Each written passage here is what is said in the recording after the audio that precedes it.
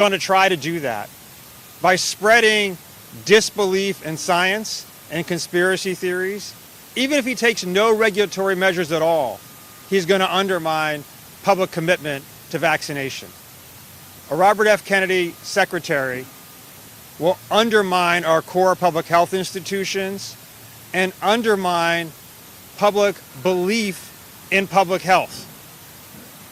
People will die in this country, and many, many more will die overseas if he is made Secretary of Health and Human Services. Robert Kennedy talks a big game on big pharma. Big game on big pharma. There is no organization that is more critical of big pharma than Public Citizen. So I wanted to clarify what I think it means when he is critical of big pharma. When we talk about big pharma monopolies, we mean prices need to be lowered so people can get access to essential medicines. When we talk about big pharma having too much influence at the FDA, we mean standards need to be uplifted and pharma influence downgraded. When we talk about big pharma not pursuing a proper research agenda, we mean there are neglected diseases that don't turn a profit for big pharma, and we need more R&D directed there. When Robert Kennedy says those things, when he says there's a monopoly, and big pharma's got a monopoly, he means they're excluding, which they're not, but luckily our regulations do, they're excluding from approval unproven treatments. When he says there should be independence at the FDA, he means the FDA should lower its standards, reduce its reliance on science, and let onto the market with FDA stamp of approval unproven and quack therapies. RFK is not an opponent of big pharma. He is an opponent of science. He is an opponent of public health. There is no U.S. senator who believes he is qualified for this job. There is no U.S. senator who thinks it. And there is no U.S. senator who should vote to approve Robert Kennedy to be Secretary of Health and Human Services. All right. Thank you, Rob. Thank you, and thank you, Public Citizen.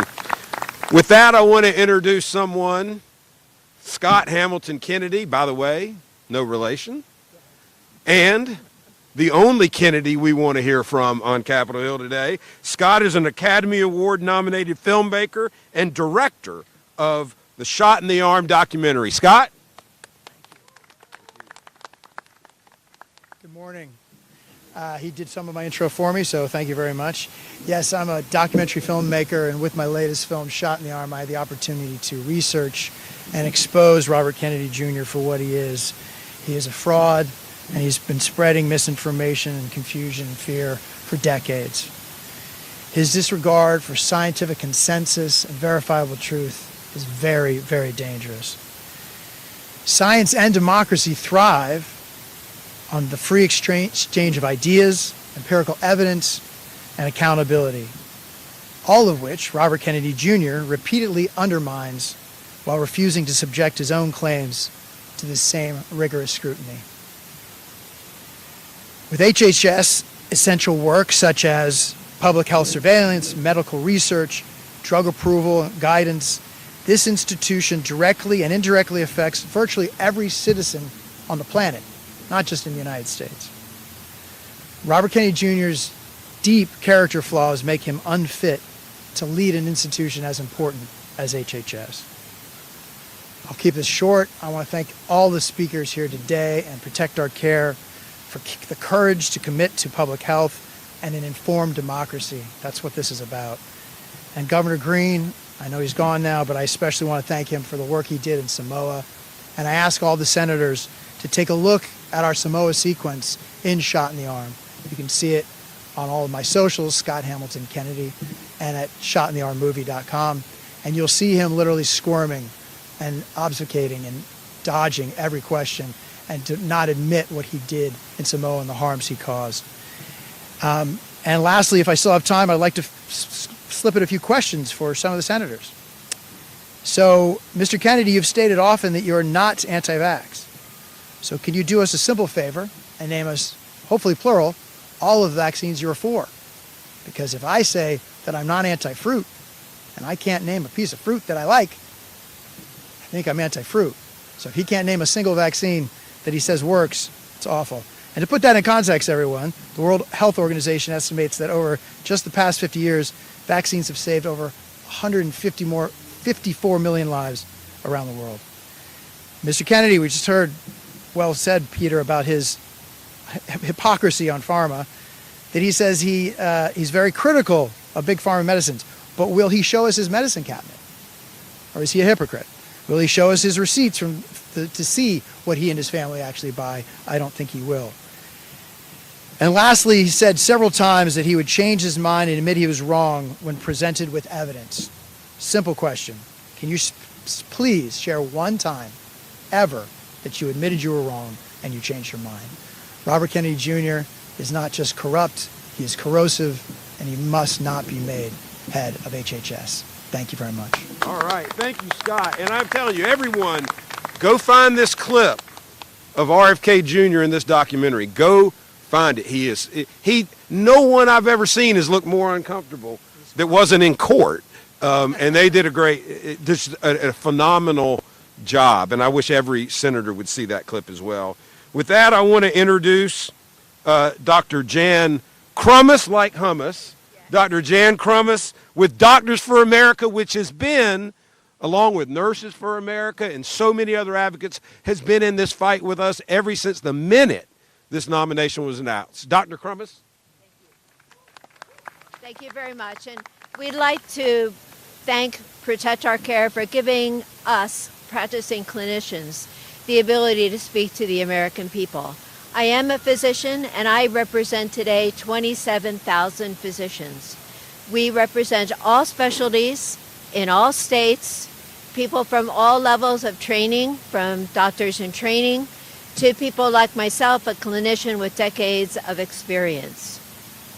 We are nonpartisan. We take no money from industry. We take only the perspective of our patients. We are at the bedside, and that's the picture we know. And our only agenda is protecting our patients. Doctors for America opposes the confirmation of Robert Kennedy as Secretary of Health and Human Services in the strongest of possible terms. We have studied and evaluated both his statements and his actions, and we have concluded that his inability to understand scientific data, that his use of a public platform over the period of 20 years to jeopardize public health for his own enrichment is disqualifying for the position that he seeks. We've read his opening statement where he talks about his good intentions, and I cannot judge and we cannot judge his intentions, but we have studied the impact of his statements and his actions on health and what is done to our patients. And what we have seen is a huge drop in vaccination rates. The last school year, 2023 to 2024, 39 states had kindergartners who had not reached the threshold of vaccination of 95%. And what does that mean? That means that the risk for an outbreak is growing by the minute. I was in Philadelphia in 1991 during that measles outbreak, and I would like to say to Senators McCormick and Fetterman, the senators from Pennsylvania, that we saw children die. Children have had encephalitis that is chronic and untreatable as a result of that outbreak. And what I will say to every senator is that the change between 1991 and 2024 is that 1 in every 6 adults in America is immunocompromised. They can be immunocompromised because of disease or because of revolutionary new treatments that we are using every day. And the next measles outbreak is not going to kill just children. It's going to kill mothers, fathers, grandmothers, and grandfathers. And I would ask every senator to consider that possibility. We know what Kennedy has said about the COVID vaccination, that it is a dangerous and the most dangerous vaccine. We, as clinicians who are practicing and working with people during that time, know that vaccines save 3 million Americans. And I would like to note that if the American public followed Kennedy's advice, those people would no longer be with us. We are particularly concerned about the fact that he denies that HIV is the agent of AIDS.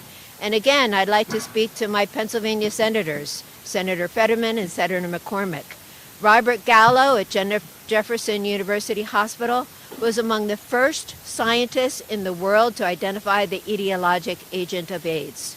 Do you deny American science and what it has brought us? Do you want to identify with the likes of Mbeki, who, as president of South America, also denied that HIV was the agent of AIDS, and it resulted in over 330,000 excess deaths? We are also very concerned about his ongoing work with Gardasil. It has been a long time a dream to have a vaccine against cancer, and we have one. The vaccine for human papillomavirus will eradicate 90% of cervical cancer, vulvar cancer, vaginal cancer. I've been at the bedside of patients who have suffered through those cancers. Would you really confirm, as Secretary of Health and Human Services, someone who's not just trying to get people not to get this vaccine, but is a profiteer in the area of this vaccine, where his website, Children's Health Defense, lures people in the most vulnerable state who don't have the medical knowledge to assess what he's saying, lures them into his realm of vaccine disbelief, and he makes money referring those patients to litigators in a class action suit against this valuable vaccine. We understand that vaccines have side effects, but we also understand that the greater good and the saving of lives is something that we discuss with our patients in an informed way, not to make money and profiteer from their vulnerability. And so I ask every senator to stand with our patients, stand with the health of Americans, and vote against this confirmation. Thank you. All right, thank you. Thank you so much.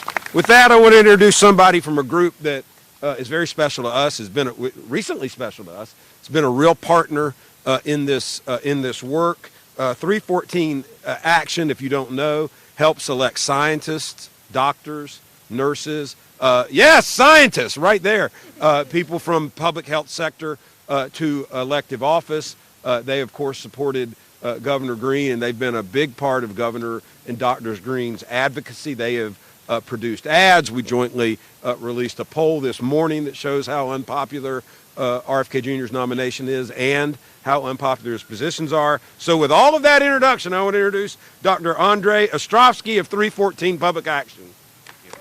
Thank you. Thank you, everyone. I've got my little helpers here because they didn't have school, so here we are, me being a dad. My name is Dr. Andre Asosi. I'm the former Chief Medical Officer of the National Medicaid Program. I also am a fundraiser for and donor to 314 Action to get physicians elected to office. But today I'm not here in that capacity. I'm here as a pediatrician and as a dad. I doctor up the street here at a federally qualified health center, Mary Center, as a pediatrician. I spent 7 years at Children's National Medical Center, and I trained up at Boston Children's Hospital and Boston Medical Center, where I was teaching faculty at Harvard Medical School.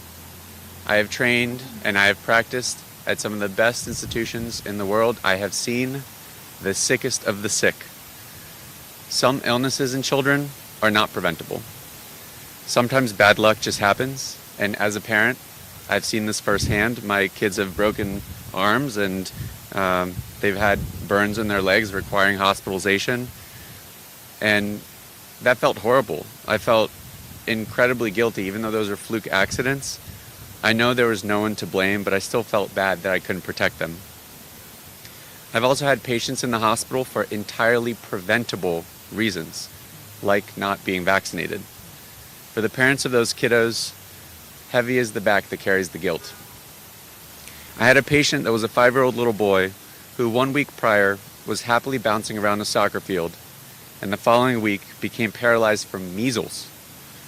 He contracted measles, developed encephalitis, which is inflammation of the brain, and now is wheelchair bound and needs a feeding tube for the rest of his life because his parents decided not to vaccinate him for measles. Heavy is the bag that carries that guilt. I had another patient that was an adorable little girl. She was 2 years old that ended up in the intensive care unit because of coughing fits, because of pertussis. The coughing caused her to fracture a rib that then poked a hole in her lung. My colleagues in the ICU had to use a scalpel to make a cut in her chest just so they could insert a tube to reinflate that lung. And that is all because the parents decided not to vaccinate her against pertussis. Heavy is the bag that carries the guilt. I had yet another patient who was a 12-month-old adorable baby boy that became paralyzed due to tetanus. The little munchkin had to be put on a ventilator, a breathing machine, because his little diaphragm was paralyzed from tetanus toxin and he couldn't breathe on his own. The baby then suffered brain damage because of lack of oxygen, and he will have learning disabilities for the rest of his life because his parents decided not to vaccinate him against tetanus. Heavy is the bag that carries the guilt. The parents seem to follow the same sad story arc. They read something about vaccines causing autism, and they get scared, so they decide not to vaccinate. But these parents aren't to blame. I underscore, we as scared parents will read pretty much anything and get scared and potentially take action on that. They got bad information from sources they thought they could trust. They got misinformation from charlatans like RFK Jr. RFK Jr.'s track record of spreading misinformation about vaccines is very well documented. You've heard it all morning. And his back should be crushing from carrying that guilt. There are other Republicans who actually have the qualifications to run HHS, by the way. If we need a recommendation, I doubt that Trump will take this, but I'd recommend a colleague and friend, the former Republican Senate Majority Leader, Dr. Bill Frist. We don't align on policy issues, but he leads with science. He's a competent leader, and he actually cares about human beings, not about enriching himself. I implore you, please do not confirm RFK Jr.'s appointment to HHS Secretary. He is the shell of the man that once cared about the environment. He is the shameful smear on the name of a great American family that once honored science and public service. And he is the frail and fading ghost of an unchecked ego that desperately grasps to sensationalism as if it were the life preserver, keeping him from drowning into irrelevance. Thank you. All right. Thank you so much. Thank you, Dr. Ostrowski and children. Thank you so much. With that, I want to turn it over to a real partner in all of this work, a partner in all the work that we do in healthcare and numerous other issues, and that is, I want to introduce Andrea Dumas with the Center for American Progress. Hi, good morning, everyone. So we've heard all morning again about how dangerous and unqualified RFK Jr. is, uniquely unqualified RFK Jr. is for the Secretary of Health and Human Services.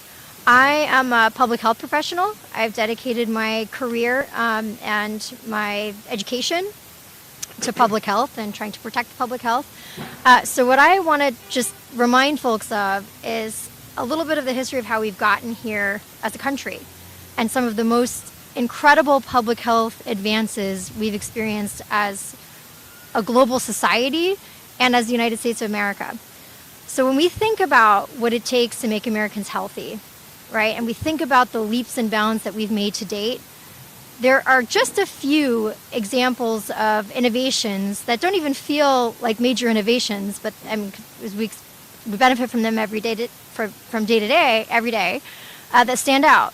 One is hand washing, right? We've been able to extend lives just by washing hands because we understood that germs were on hands and germs cause disease, right? Another is antibiotics, right? We have medicines that actually help people when they're sick, when there's a bacterial infection. The third is vaccination. And this is a tool we've had in crude ways, for hundreds of years. When you think about American innovation and Americans' national security, you can look back to George Washington and what he did to try to inoculate troops against smallpox so that they could actually be a successful army, right? In just my lifetime, I've only been around 40 years, but in just my lifetime, We've developed vaccines against chickenpox, Gardasil, which is incredible. It gives me chills to think that we actually have a vaccination that can eliminate cervical cancer. This is incredible. Additionally, we have medicines that have helped cure hepatitis C, that have helped dramatically slow and limit the ability to spread HIV or contract AIDS. And it is so deeply personally offensive to me that the best person we could have chosen to potentially lead the Department of Health and Human Services, whose job it is to keep Americans safe, is somebody who doesn't believe in any of those things. Someone who is anti-modern medicine, anti-science, who again would take us back to a time where we would just see what happens. And it is unconscionable to me that the people who would pay the price of making that kind of decision, it's not RFK Jr. and the folks who are sort of at his echelon. It's kids. It's little kids. It's scared parents. It's American families who are just trying to do right day by day and make the best decisions for them, who are having to compete with just a deluge of misinformation that's intentionally designed to scare them so that someone can turn a profit.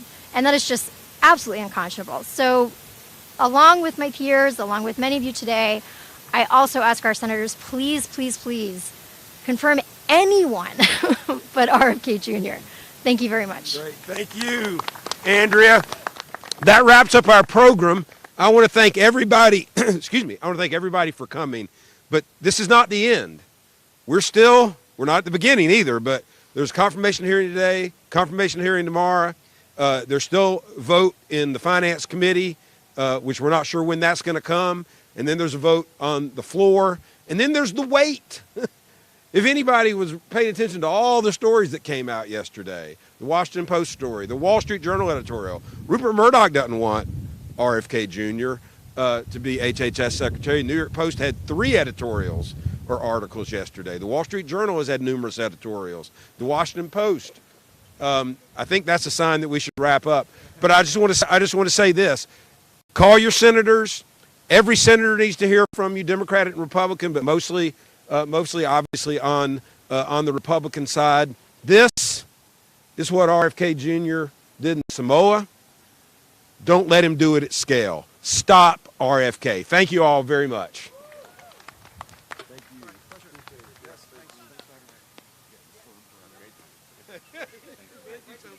Really appreciate your remarks.